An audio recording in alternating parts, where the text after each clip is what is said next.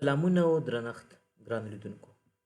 په دغه کوچنۍ ویډیو کې به موږ تاسو ته د راوټر په بیلابیلو موډونو باندې خبرې د ده ترڅنګ د راوټر په کنسول پورټ باندې به پاسورډ څنګه لګوو، پریویلیج پاسورډ به څنګه موږ چې کوم نارمل پاسورډ موږ لګولی هغه به څنګه انکریپټ کوو، او د دې ترڅنګ په اګزیلري پورټ باندې به څنګه پاسورډ لګوو، او د انکریپشن چې کوم ټایپ 5 دی او ټایپ 7 دی دغه ترمنځ فرق په څه کې دی. نو ویډیو تر پایه وګورئ چې په دې هر څه پوه شئ.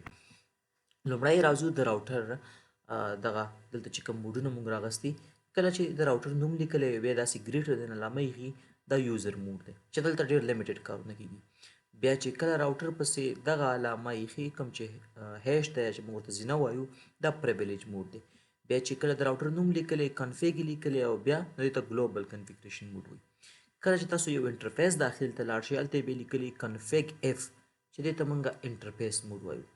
کله چې تاسو دې انټرفیس سب موډ ته لاړ شئ یا سب انټرفیس ته لاړ شئ تاسو به وګورئ او زه به درته لږ یادونه وکړم چې څه دپاره کارول کېږي نو هغې ته بیا وایي کنفیګ سب اف.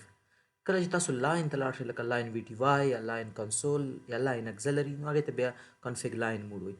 او کله چې تاسو د کنفیګ راوټر موډ ته لاړ شئ هغه څه ته ویل کېږي دا ټول موډونه به اوس وګورو. راځئ چې پریکټیکل دا هر څه تاسو ته زه څه کوم. صحیح ده ملګرو، دا لومړنی موډ دی او دې ته وایي یوزر. دلته که تاسو کوېشن مارک کېږدوئ دلته ډېر زیات کم کمانډونه سپورټ تاسو دلته وګورئ او دا هم هغه کمانډونه دي چې بیخي ډېر زیات سیمپل دي. نو دلته د نمونې په ډول کنیکټ کمانډ دی چې تاسو ټیلنټ د دې په واسطه کولی شئ، یا انیبل کمانډ دی، یا ایگزیټ کمانډ دی، یا هیلپ اخلئ یا لاک اخلئ دغسې. نو دلته دغه سیمپل کمانډونه دې ته ویل کېږي یوزر موډ.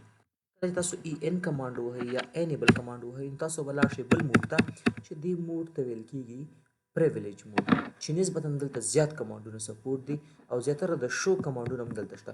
دلته که تاسو کوېشن مارک کېږدئ نو دومره کمانډونه دلته سپورټ دا پریویلیج موډ.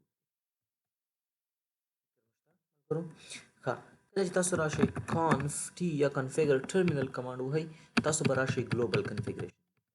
دلته تر ټولو پاورفل موډ دی او دلته زیات کمانډونه سپورټ دي او هغه کمانډونه چې د ټول راوټر مختلف قسمه سرویسز رن کولی شي. دلته ټول هغه کمانډونه دي چې په یو راوټر کې موږ سره پیکټ رسر یا تاسو بل کوم داسې سافټویر کاروئ جي ان ایس کې خو ریل آی او ایس وي، په پیکټ رسر کې کم کمانډونه تاسو دلته سپورټ وي. په دې موډ کې تاسو سره ټول دغه کمانډونه چې تاسو ته به موږ اوس وښایو. تاسو چیرته د کنفیګ راوټر موډ ته ځئ نو هغه داسې ځئ. تاسو کله راشئ کمانډ چلوئ راوټر ریپ نو ګورئ تاسو دلته وګورئ مخکې کنفیګ لیکلی وي یوازې، اوس یې ولیکه کنفیګ راوټ. دا چې کله تاسو کوم راوټینګ پروټوکول چلوئ دا هلته راځي.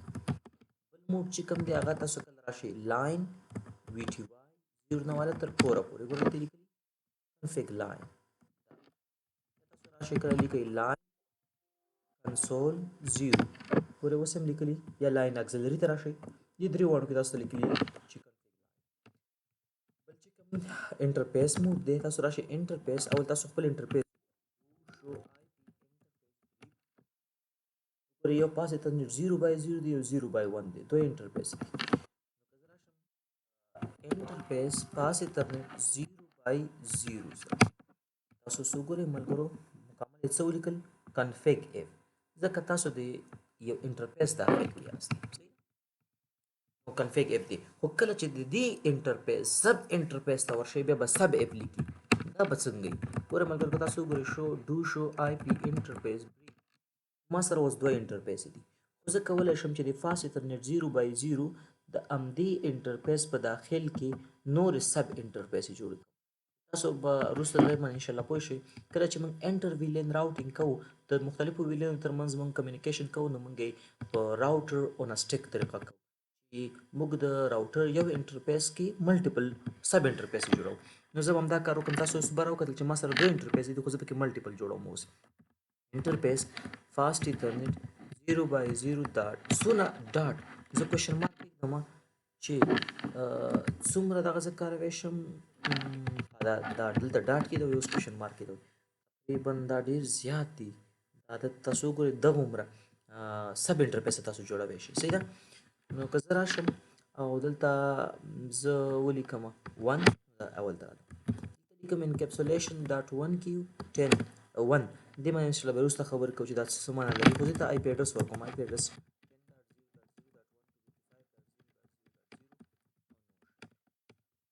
دا یو سب انټرفیس شو. انټرفیس پاسه تر نت 0/0.2 اس چې ما خپل خبره یې شمول کړو.